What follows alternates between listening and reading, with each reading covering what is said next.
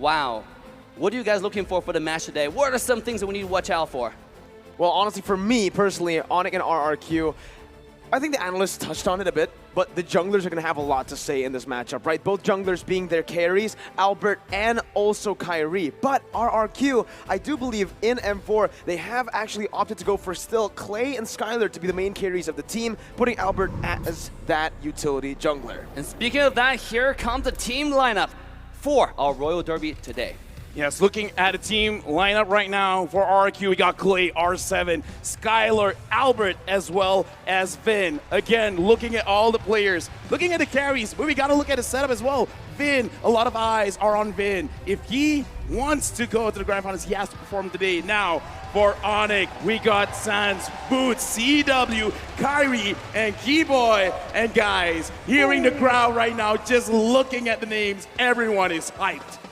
I mean, yeah, yesterday we have a Lunox jungle. What else can this guy play? And here we go.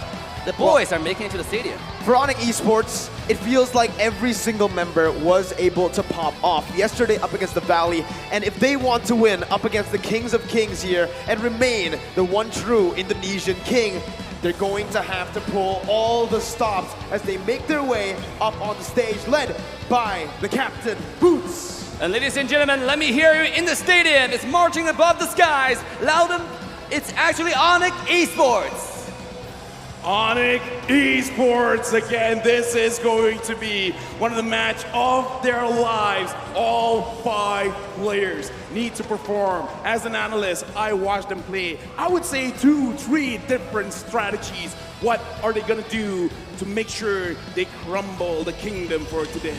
The way they play, it starts in the draft, right? With the architect, Aldo, their coach, setting the pieces one by one. But on the other side, it's the same thing that goes for RRQ. Coach Achil is going to have a lot to say here on how the team actually plays together to try to beat Onic Esports. RRQ, this team, you touched on it a bit, LaFell, but when Vin and R7 performs, this team is on another level. And as you can see here, they're walking up confident as ever in this stadium with the home crowd advantage. A lot of Indonesian fans, well, technically all Indonesian fans for this Indo-Indo matchup. Absolutely, ladies and gentlemen, now marching on the stage, King of Kings, the Sun Raja, RRQ.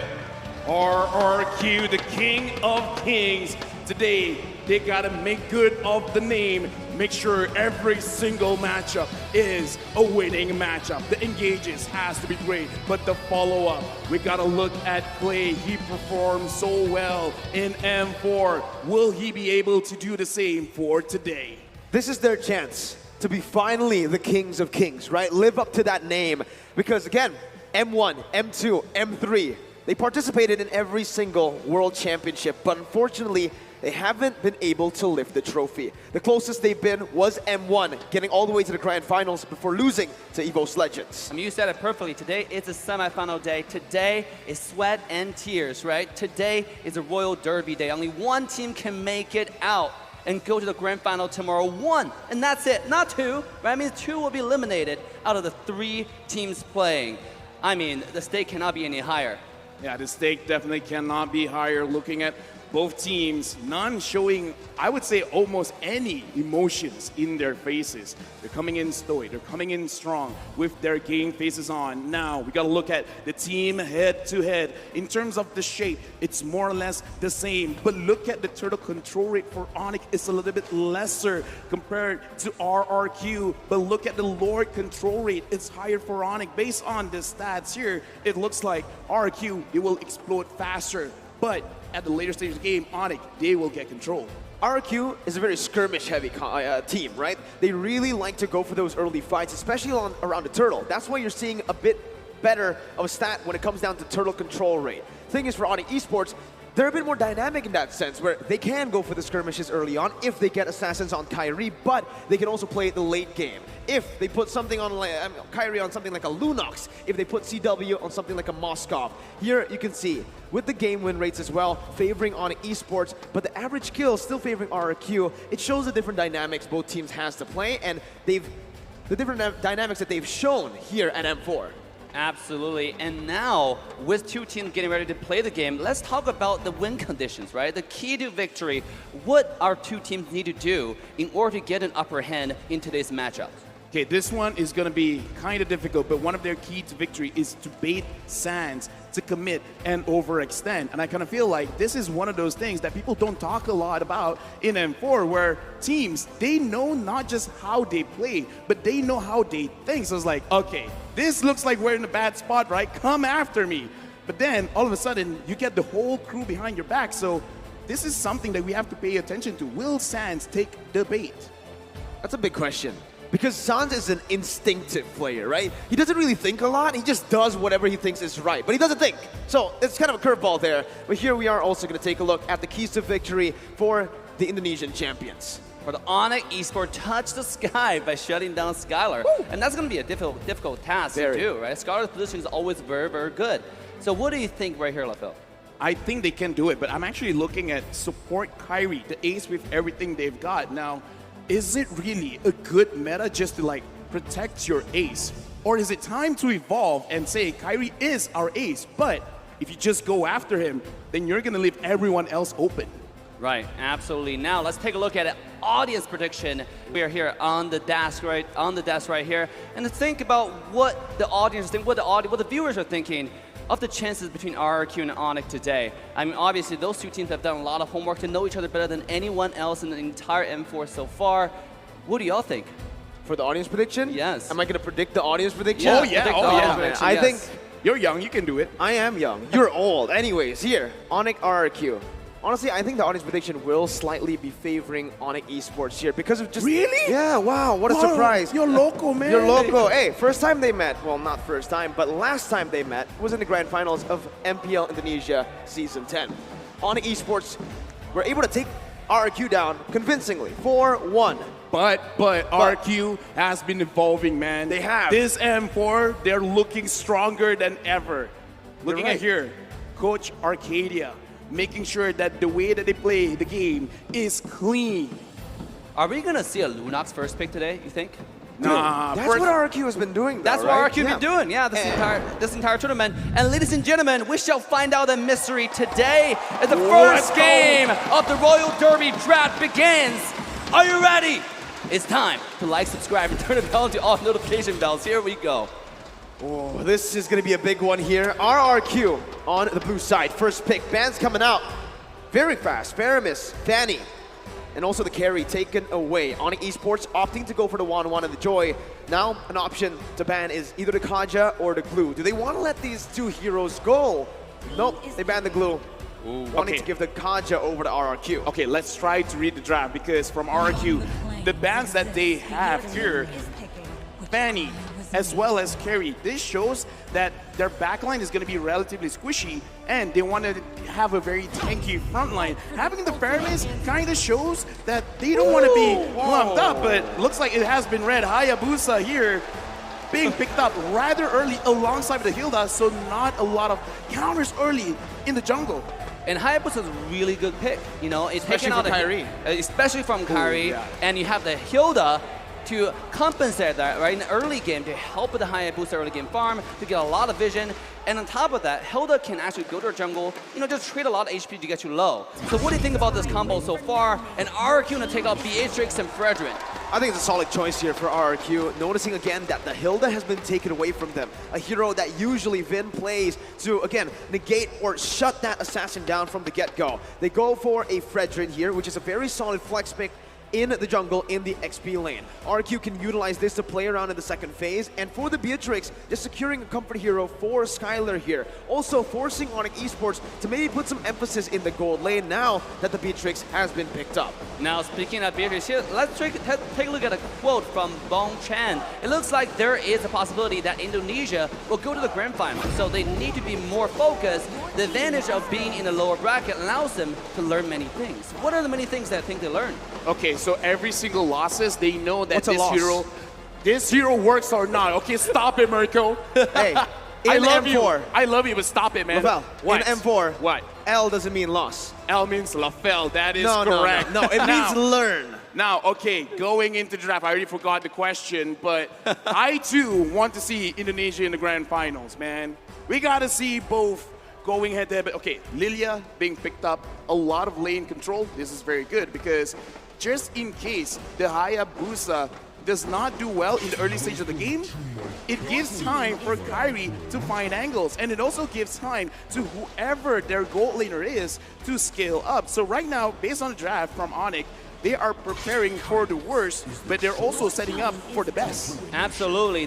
Their team synergy is already showing, right? You got early game protection come from Hilda and Lilia, and you get the gank, the flank from the Hayabusa played by Kairi. So, I mean, Miracle, walk me through the draft. Walk me through the band right here. What do you think RRQ should do next? Well, for RRQ, right now they have a solid front-to-back composition built for themselves. I think getting some more backline threats away from them would be great, right? They've already banned the Yuzong here. They might actually be able to go for maybe the Claude ban here. If they want to give the Beatrix as much time as possible to actually scale up to get to the point where this Beatrix can start to deal damage, which is that item power spike, then RRQ might need to ban a few gold lane matchups. For Onic Esports though, it's very clear what they're doing right here. They want to shut... Oh.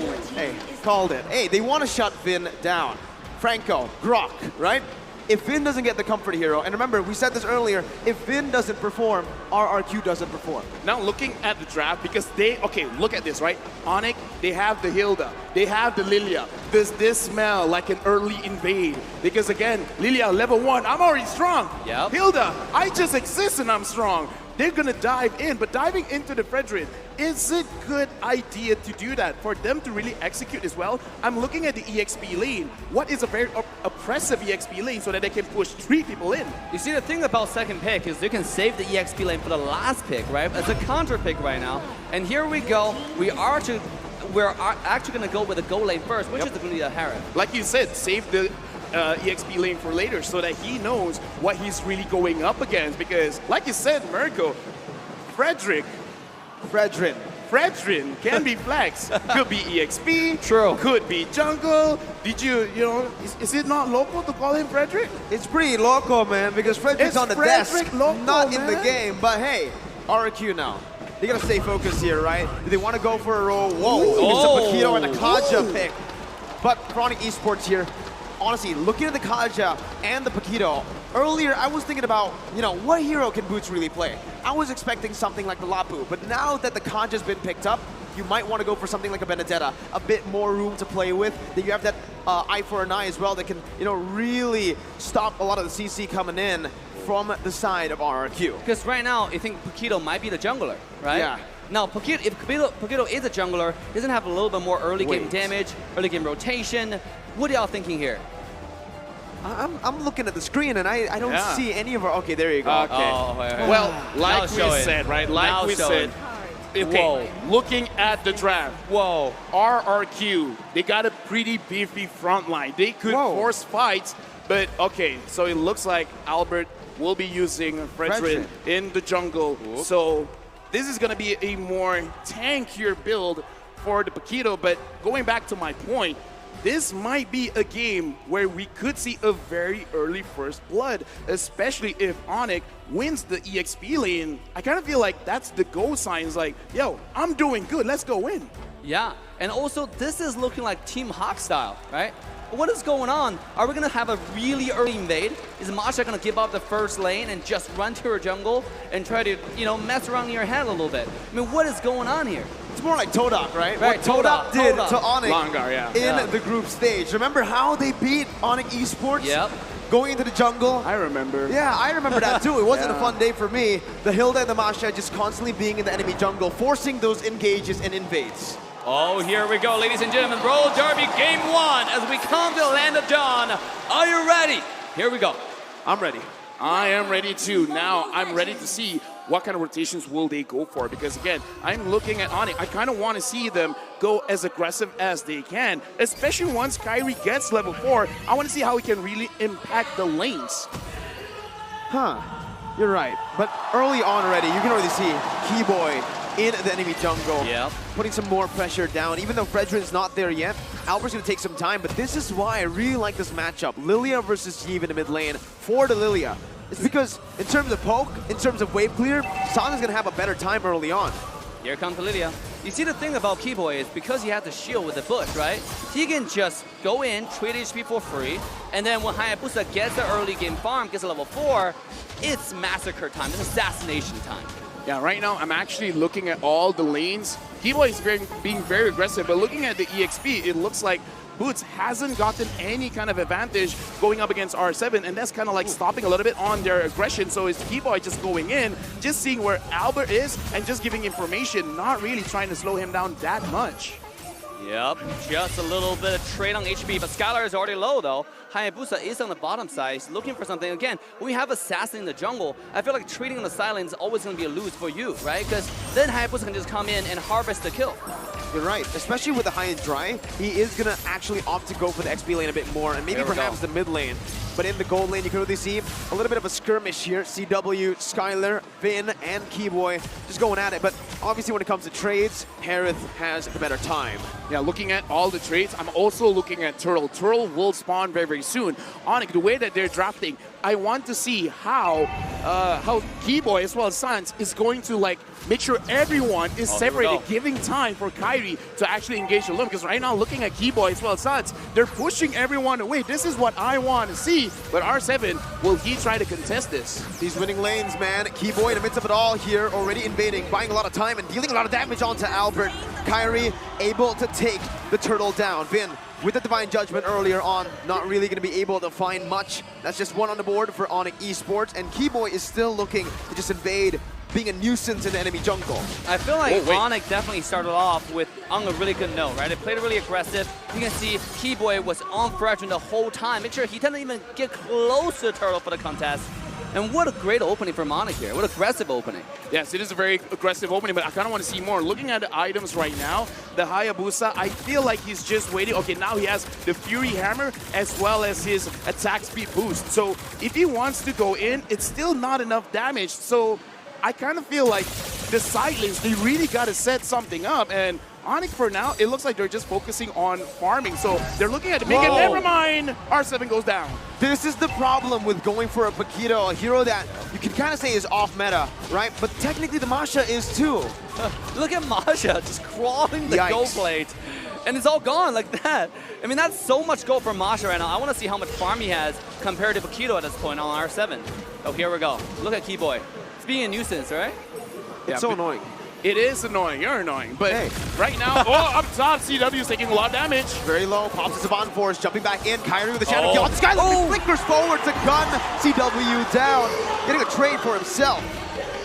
I mean, if you're going to die anyways, might as well take someone with you because, again, it's just 2 minutes. And within these 2 minutes, not a lot of fights is probably going to go on for him. So I feel like it is worth it because you just want some more items on yourself. You got to find a way to get gold. But at the same time, Skylar did end up burning that flicker, right? That gotta be a signal, because all the pro team to keep track of your flicker timer. That means like within the 2 minutes, Hayabusa can easily come top again and find another kill potentially. But here, 8 seconds into the turtle, Keyboy already just being Keyboy on the hill. He's got to be very careful though, up against Vin. He knows his timers really well. He knows that Vin doesn't have the Divine Judgment just yet, so he is able to actually go in like that. Now, you can see the setup being provided by RRQ as Boots tries to really start to nullify this setup. R7 with a knockout strike earlier on, taking 1 HP bar from Boots, but he gets it back. Sans and Keyboy opening up the map. Sans in the mid lane. Oh, it's gonna be Vin, who jumps in. Divine Judgment finding Sans, and Albert picks up the kill. Now it's gonna be Retribution, and Kairi steals it away. Has the quad shadow again. Keyboy in the midst of it all now against Clay is gonna be caught down. RRQ trading 2 kills in for a turtle. But R7, he's going to be caught near all alone. Boots and Kairi, the single target damage is going to be enough to take him down.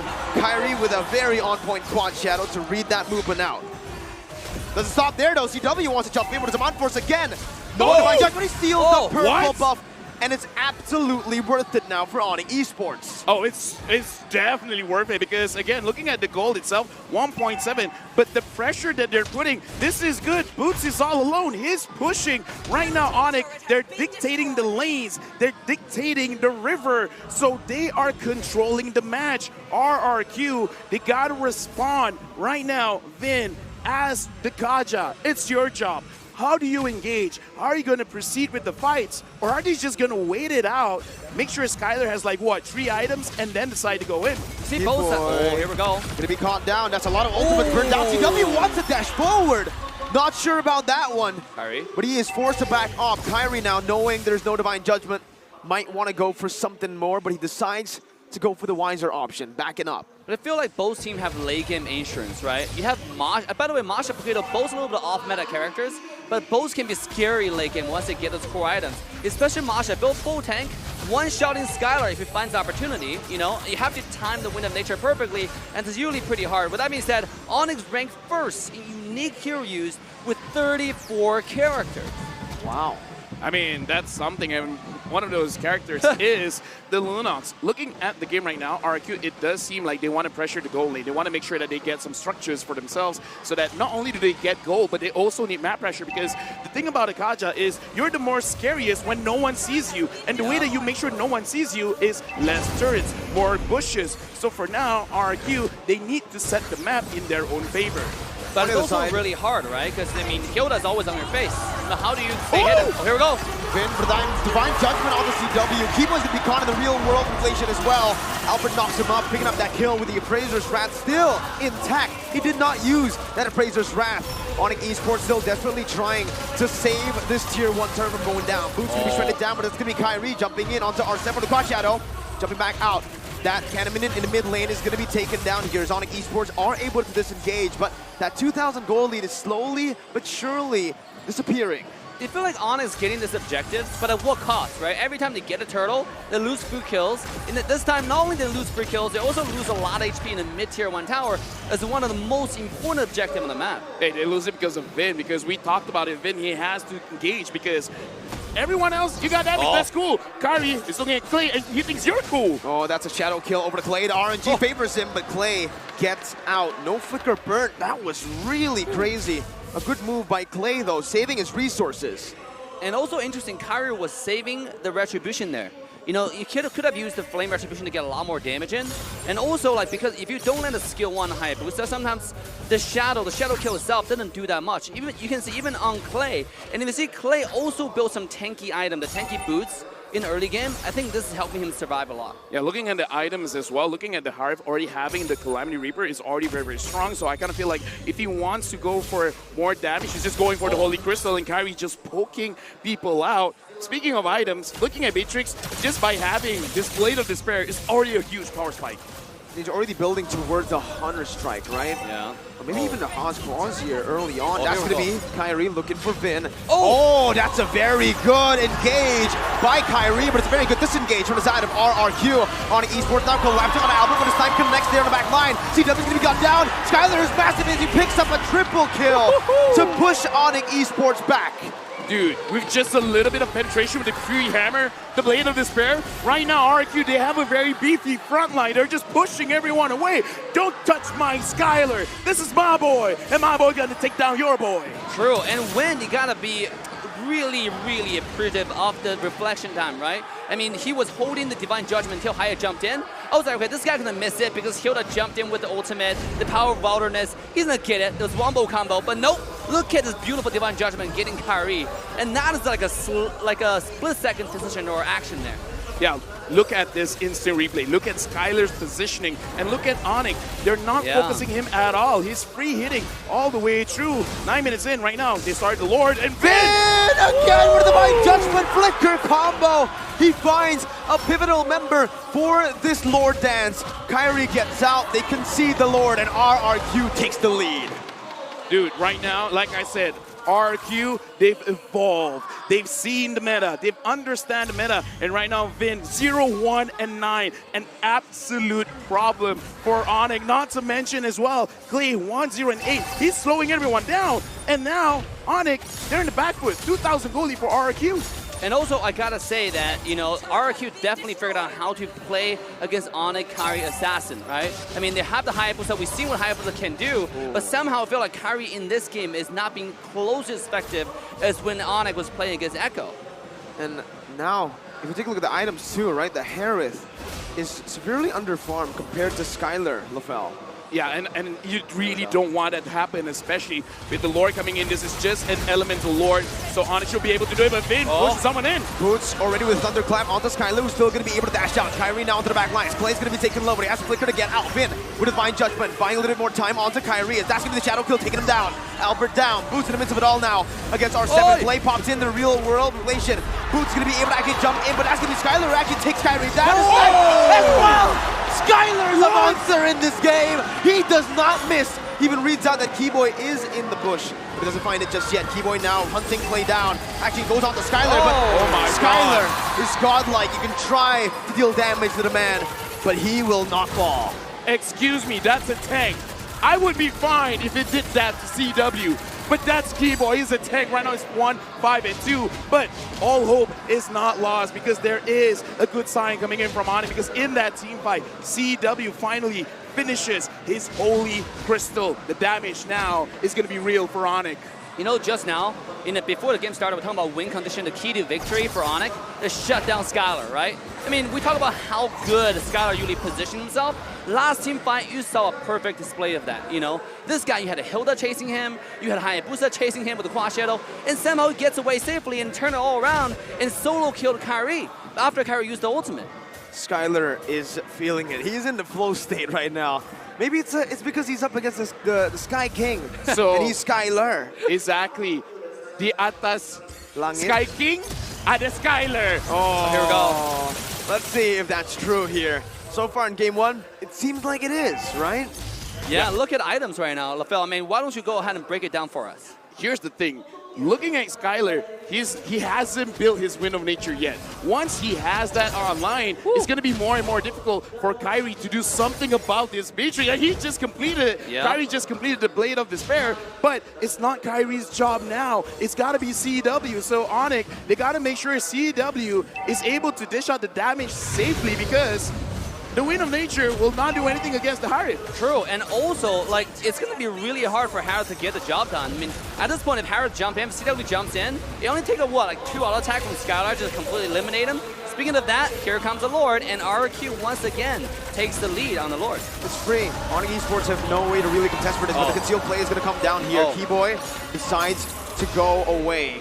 Better choice, honestly, looking after RRQ has taken that Lord. They didn't really even spend any resources, so not a good fight to take if you're Onic. Again, right now, Onic, they got to set the map in their own favor. But looking at R7, he's checking every single bush. He's making sure no one can flank Skyler, because look at this, he's getting caught. Keyboy has to get away here. Kyrie jumps in. No Divine Judgment will mean that he is going to be a bit freer when it comes to those engages, but with one basic attack, Kyrie was taken down that much. Yes. You know, I was actually surprised that Skylar didn't Q-shot Boots at this point. Because, like, this guy almost full build. At this point, he's a fight decider. And speaking of fight decider on top side, R7, looking to do something here. This Paquito pick is going really good for RRQ now, as R7 is going to be able to actually zone the other members away. Lord marching down, getting the turret very low. Boots now in the midst of it all, flanking around, going out to Clay, but will be caught in the Divine Judgment now. Skyler front to back, Thunderclap over to R7. The real world relation is going to be able to zone sounds away. That's going to be Boots in the midst of it all again. Going to be shredded down. Kyrie jumping in with the Quad Shadow. Praises right on the taunts, but he's still able to survive. Skyler is still alive. He guns them down again, and RRQ wins the front to back. Looking at the team fight, Kyrie was waiting. And the thing is, Skyler did use his Wind of Nature, but he's like, I didn't get my shadow onto Skyler. So it's like, you know what? Clay is Clay. I'm going to take down Clay. But even Kyrie at that moment is like, I'm brave, but I'm not that brave. Yeah, you can take. You want to take what you can get. Speaking of that, here we go, mid lane. The Thunderclap doesn't do enough damage. Kyler's going to be able to sustain back up. Vin jumps over to the Divine Judgment, finding stuns! And Albert jumps in as well. Kyrie looking for R7, but he's going to be able to get the knockout strike down. Nice! Kyrie goes over the shadow kill. R7's going to be taken down. Kyrie was he takes Skyler down. He takes another. Vin now to the ball. His immortality's been popped out. And Kyrie picks up a triple. He wants to go for Albert right now. He jumps over Quad Shadow once again. Albert versus the world. Clay jumping in once again to help his jungler out. But RRQ decides to back off. This is why he's called this guy King. For you to be a king, you don't bow down to anyone else. I dare to say right now, if he's not the best Hayabusa player, I'm just going to say he's the best player overall. This guy's mechanics is out of this world. I mean, Miracle, I use yours. I think Kyrie's this Hayabusa is a pretty local home. I mean, like, He is local. He is local. He's so good on Hayabusa. And just now, baiting on the wind of nature, knowing that he doesn't have it, he jumped in with a shadow kill to find the kill. Was really good. And what makes it crazier is the fact that he has no defensive items, dude. He's going full offense mode. He knows he's the best Haya player. He knows that he needs to make the plays happen for his team. Like Leo said, you need to know the rules for you to break the rules. And people say, Hayabusa late game, he's not going to be a factor. Nope. Nope, never mind. Kyrie, all of a sudden, just in a few minutes, he completed 2 items. And now the Lord is set up. This is 16 minutes. This is going to be a very tanky Lord. Onic, will they be able to contest this Look one? at Boots. Okay, RRQ spotting Boots. Skylar moving back. Boots going to be zoned away. Lord Dance completed by RRQ with a reset here as R7 goes back to the mid lane. In the bottom lane as well, you can see the setup already by Onic Esports. They're trying to find just an opening here to find a good flank. You can see RRQ is very, very disciplined, right? They saw Boost in the flanking position, about to reach Skylar. Like, okay, we gotta stop this Lord because we're not in a good position here. But and look that just shows the quality of the top tier team. Boots. Here we go. I don't know about this. Boots is all alone. RRQ have read it perfectly. Divine Judgment to lock him down.